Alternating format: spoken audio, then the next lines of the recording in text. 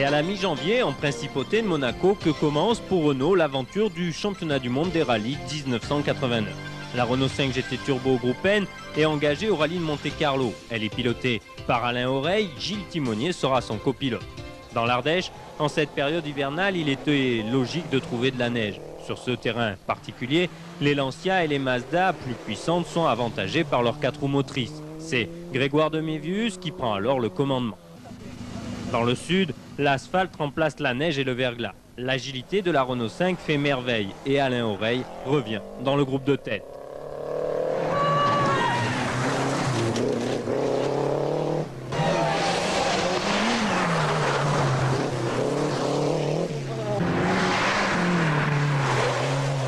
L'Italien Deila, sur sa Lancia intégrale, profite de la puissance de sa voiture, tout comme de Mévius sur sa Mazda. Ils essayent de contrer les attaques du pilote Renault.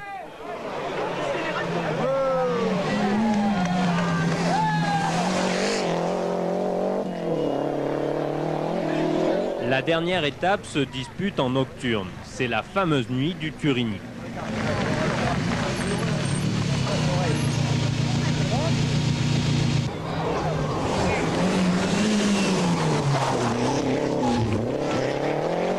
Ça sera dur, mais on continue à attaquer. L'exploit est au bout de la route. Des centaines de spectateurs immortalisent à jamais le triomphe de la Renault 5.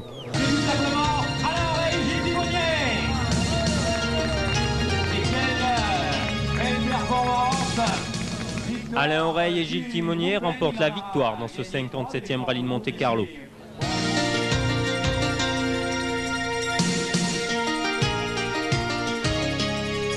Épreuve suivante sur le calendrier Renault Sport, le Tour de Corse. Nouveau look pour la Renault 5 et nouveau départ pour l'équipage Oreille Timonier.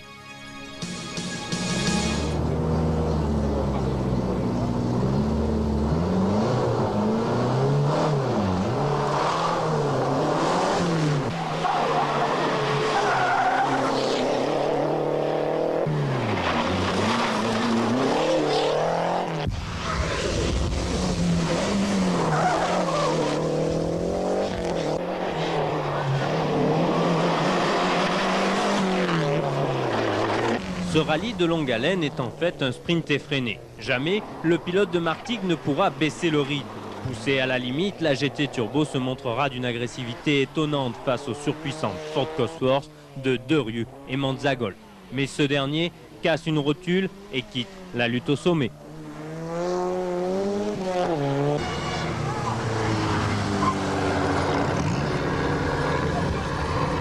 Le seul problème rencontré par l'équipage Renault est un cardan fatigué. Heureusement, les mécaniciens du Simon Racing, le préparateur de la voiture, réalisent une véritable course dans la course. La Renault 5 est réparée en un minimum de temps, mais plusieurs arrêts seront nécessaires pour vérifier entièrement la voiture. On change également les pneumatiques, ils ont ici un rôle déterminant. Les températures sont souvent très élevées.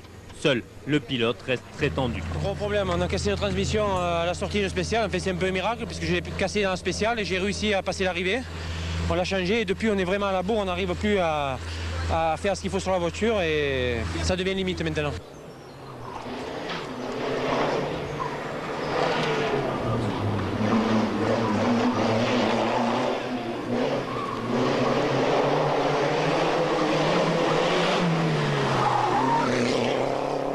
Oreille sur la grande attaque et pousse Derieux à la faute. La sortie de route du pilote corse est définitive. Alain peut respirer et se laisser glisser jusqu'au podium.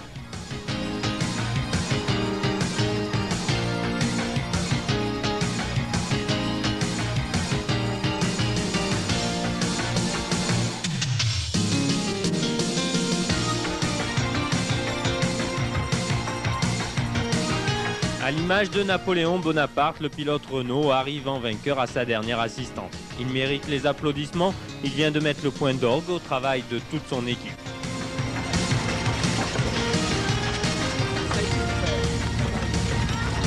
Le rallye du championnat du monde la même année, c'est bonne année. Merci. C'est super. Alain Oreille, c'est enfin gagné. Ouais, enfin. C'est très difficile. Mais je la voulais tellement qu'il était normal que je l'ai. Patrick Landon, responsable des rallyes chez Renault, est comblé. C'est une grande victoire d'équipe, comme souvent en rallye. Je crois que la position d'Alain a été extrêmement difficile parce qu'il est parti favori, et partir favori au Tour de Corse, en général, c'est une pression particulièrement forte. Il a fait la course qu'il avait pensé, qu'il avait décidé de faire, et dans leur tête, ils avaient gagné ce rallye, ils viennent de le gagner de manière concrète, c'est super pour nous tous. Perth est la capitale de l'Ouest australien. Oui, Renault, fidèle à son slogan « Vive le sport », vient de tenter l'aventure aux antipodes. Il faut dire qu'Alain Oreille, avec déjà 2 victoires, est dans le tiercé de tête du championnat du monde des voitures de production. Mais pour être classé, il faut participer à un rallye hors d'Europe. L'Australie fut choisie pour ses pistes rapides et roulantes. Pour le pilote de Martigues, c'est une première. En effet, à part un rallye des 1000 pistes en 84, il n'a jamais mis une roue sur la terre. Avec 2 roues motrices et sur des pistes rendues très piégeuses par les pluies abondantes, les premières épreuves sont très difficiles. De plus, le pilote doit découvrir les réactions de sa voiture sur ce terrain. Mais le tout début, c'était un peu la catastrophe, puisqu'il a fait une tempête cette nuit. On a découvert des spéciales détrempées et c'était vraiment l'horreur. C'était plein de boue, hyper glissant et tout. Bon, là, ça commence à sécher. À mesure que ça sèche, je pense qu'on progresse, on remonte, on fait des meilleurs temps. Et puis en plus, je prends confiance en moi, parce qu'au début, c'était vraiment pas évident.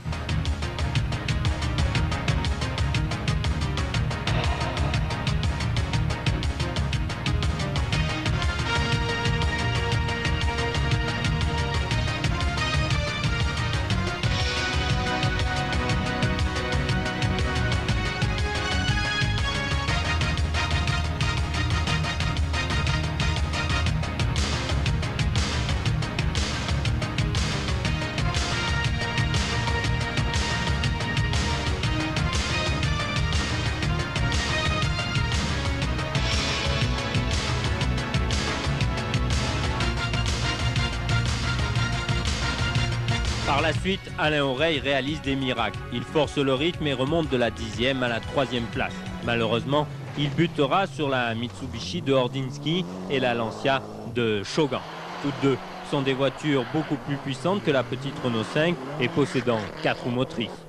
Une curiosité, outre ce magnifique koala, la désinfection des voitures avant de pénétrer dans certaines forêts. Ceci afin d'empêcher toute contamination. Ici, les épidémies sont catastrophiques. Dans la dernière étape, Oreille tentera tout ce qui est en son pouvoir pour déloger les 2 premiers. Mais la puissance fera la différence.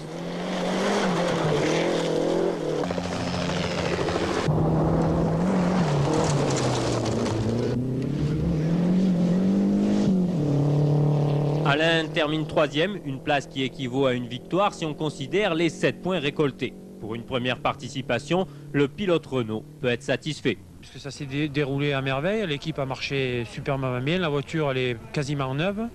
Moi j'ai pas fait de faute, j'ai même pas fait de tête à queue.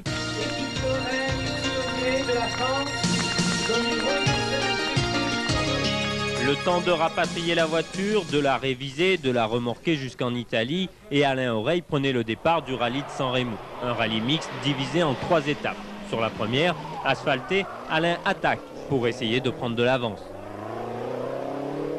Sur la terre, il a plu et les 4 roues motrices vont être avantagées.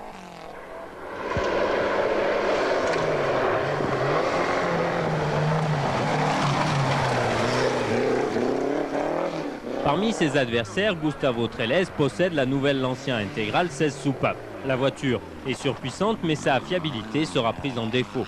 C'est une fois de plus Grégoire de Mévius sur sa Mazda qui se montre le plus dangereux.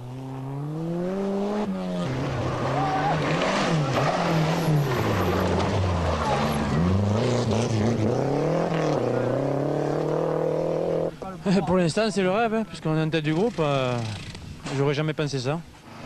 À l'assistance, travail de routine pour les mécanos, changement des pneumatiques, des plaquettes de frein, un peu d'essence, contrôle du moteur et des niveaux. On fait les comptes et c'est reparti.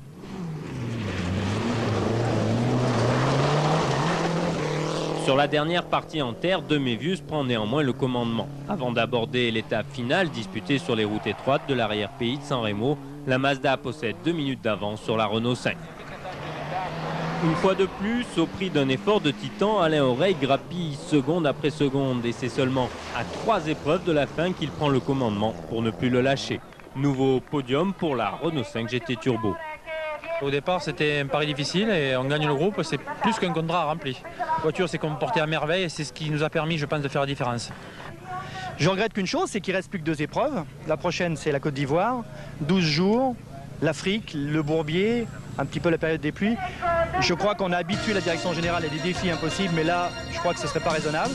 Pas raisonnable, pourtant, cet homme, Edmond Simon, y croit. C'est le préparateur de la voiture et il parvient à décider les hauts responsables de Renault. Moins d'une semaine après, un avion cargo survole le désert direction Abidjan. À son bord, la Renault 5 tonnes de matériel et 3 Jeep Cherokee destinés à l'assistance rapide. Alain Oreille est en reconnaissance, il notera plus de 3500 km, virage par virage. Qu'est-ce qui va faire la différence à l'arrivée?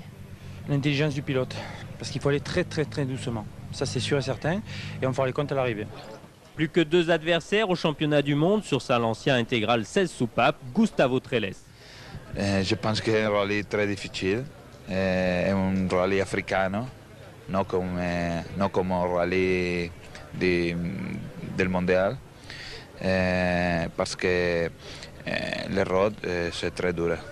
Et sur sa Mazda 323, le Belge Grégoire de Mévius. Deuxième départ dans un rallye type africain, puisqu'on a fait le Kenya. Et on a fait tout le tour et on est assez optimiste parce que le parcours nous convient bien, et bien la voiture aussi. Donc tous les espoirs sont permis. Le lendemain, aux Aurores, Alain et Gilles s'élancent pour l'aventure africaine. Séquence, images.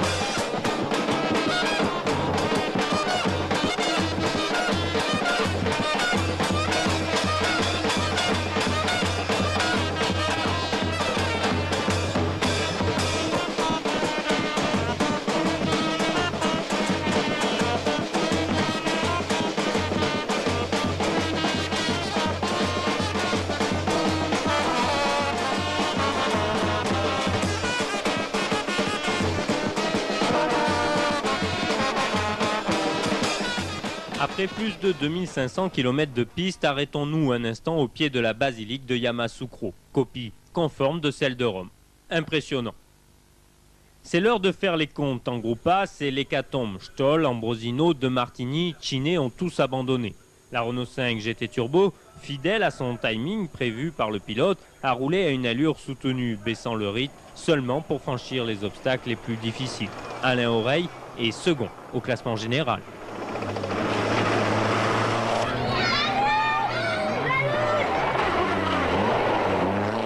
Côté Lancia, Pascal Gabon, premier leader, renonce, tout comme Shogang et Gustavo Trelles.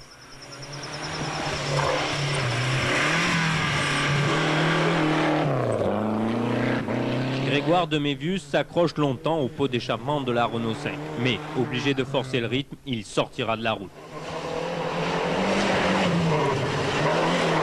Dans la dernière étape, Van de Vomer, leader au général sur sa Toyota Gruppa, voit son moteur le lâcher. C'est l'abandon. À l'assistance, le pilote Renault n'en croit pas ses oreilles. Edmond Simon et Patrick Landon viennent de gagner leur pari. Alain Oreille et Gilles Timonier remportent le rallye de Côte d'Ivoire et deviennent par la même occasion champions du monde des rallyes 1989 sur leur Renault 5 GT Turbo.